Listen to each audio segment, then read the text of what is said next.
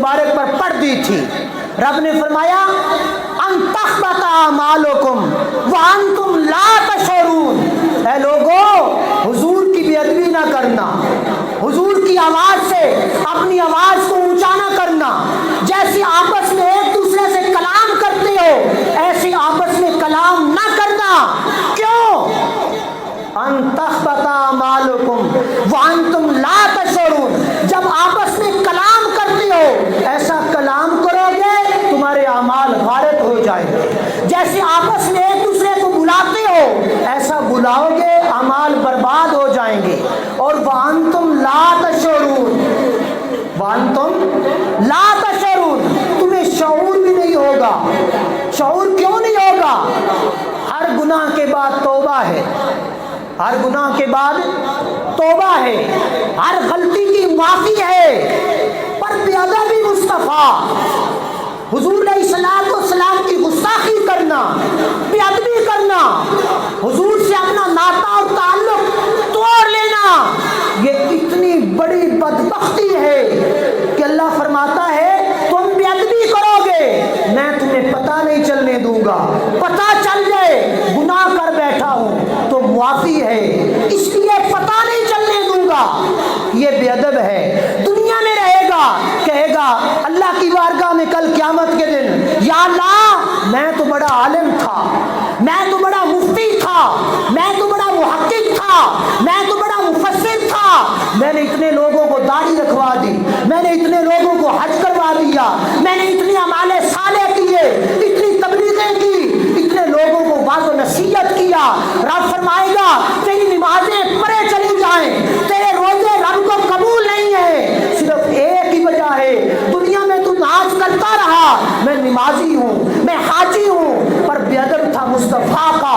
آج اپنی نمازوں کے، اپنے روزوں کے، اپنے سارے پلندے اپنے کندھوں پہ اٹھا اور دوزخ میں چلا جا، دنیا والوں کو بتا دے دنیا والوں میں نے نمازیں بڑی پڑھی، میں نے روزے بڑے رکھے، میں نے اعمال بڑے کیے، حج بڑے کیے، پر ایک خامی تھی میں بے ادب تھا مصطفیٰ، میں کیا تھا؟ بے ادب تھا مصطفیٰ کا۔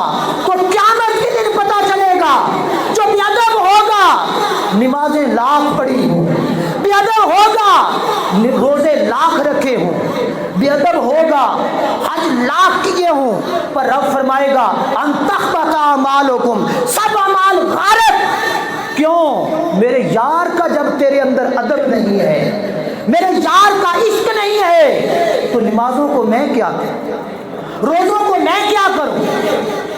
ان اعمال کی مجھے ضرورت نہیں ہے، میں نے تو سونا محمد بھیجا ہے تعظیم کے لیے، ادب کے لیے، عشق کے لیے۔ جس نے ان سے عشق کیا کامیاب ہو گیا، جس نے عشق نہ کیا لاکھ اعمال ہیں برباد ہو گیا۔ تو پتہ چلا ایمان کی حقیقت ادب مصطفیٰ ہے، عشق کی حقیقت محبت مصطفیٰ ہے، ادب کی حقیقت ادب مصطفیٰ ہے۔ جب دل میں عشق و ادب مصطفیٰ نہ ہوگا تو پھر ہماری بات نہیں بنے گی۔ یہاں پہ روک کے یہ بھی بات کہنا چاہوں گا، اب صرف اس چیز پر تکیہ نہ کر بیٹھنا وہ مولوی کیا ہے عشق کرو تو بات بن جائے گی، سمجھ آئی بات کی؟ یہ بڑی خوشی ہوئی مجھے، ہر بندے کو خوشی ہے کہ بڑی محنت بچوں نے کی، بزرگوں نے، گھر والوں نے، ہر کسی نے، سب نے مل کر تعاون کیا، گلیوں کو سجایا، لائٹیں لگائی، جلوس نکالے، بڑی خوشی کی بات ہے، لیکن ساتھ ایک افسوس کا خانہ بھی ہے۔ میں یہ جتنے بھی نوجوان ہیں ان سے مخاطب ہوں، ساتھ افسوس کا ایک خانہ بھی دل کے اندر پیدا ہوتا ہے۔ ساری رات آپ نے محنت کی، جھنڈیاں لگائیں، بتیاں لگائیں، صفائیاں کی، سارا کچھ کیا، پر نہ عشاء کی نماز پڑھی نہ فجر کی پڑھی، نہ عشاء کی نماز پڑھی نہ فجر کی پڑھی۔ تو عشق مصطفیٰ اس چیز کا نام بھی نہیں ہے۔ جھنڈیاں بتیاں سب کچھ کریں پر ساتھ نماز بھی پڑھیں۔ حضور نے فرمایا قرۃ عینی فی الصلاۃ، نماز میں میری آنکھوں کی ٹھنڈک ہے۔ کس میں؟ نماز میں میری آنکھوں کی ٹھنڈک ہے. اگر کسی نے جھنڈی نہ بھی لگائی، حیثیت نہیں ہے، تو کوئی بات نہیں یار، رب معاف کر دے گا. وہ دلوں کے بھیدوں کو جاننے والا ہے، وہ دلوں کی تمناؤں کو جاننے اور پہچاننے والا ہے. اگر عشق نہ بھی یہ جھنڈی نہ بھی لگا سکے تو بات بن جائے گی. نماز نہ پڑھی، نماز کے تارک ہوئے. اب میں آپ سے ایمانداری سے پوچھنا چاہتا ہوں، میں اگر کہوں کہ یار یہ فلاں بندہ میرے سامنے بیٹھا رہے تو مجھے سکون ملتا ہے، اگر وہ اٹھ جائے، وہ عمل نہ کرے جو میں کہوں، تو پھر وہ محبت تو نہیں نا.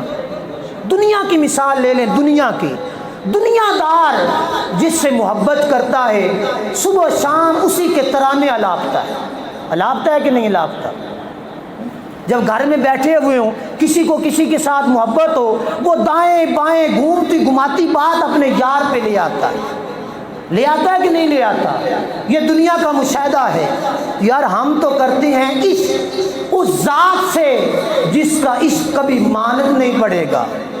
ہم اس حسن لازوال سے محبت کرتے ہیں جو حسن کبھی مدم نہیں ہوگا. رب نے فرمایا محبوب میں نے آپ کو سراجا منیرہ کی شان دے کر بھیجا، قیامت تک آپ کے اس آفتاب نبوت کی روشنی برقرار رہے گی. تو حضور علیہ السلام آج اگر ہم لوگ حضور کا میلاد منا رہے ہیں تو وجہ کیا ہے؟ ہم حضور سے محبت کرتے ہیں. اور پھر میں آخر میں یہ بات بھی کہنا چاہتا ہوں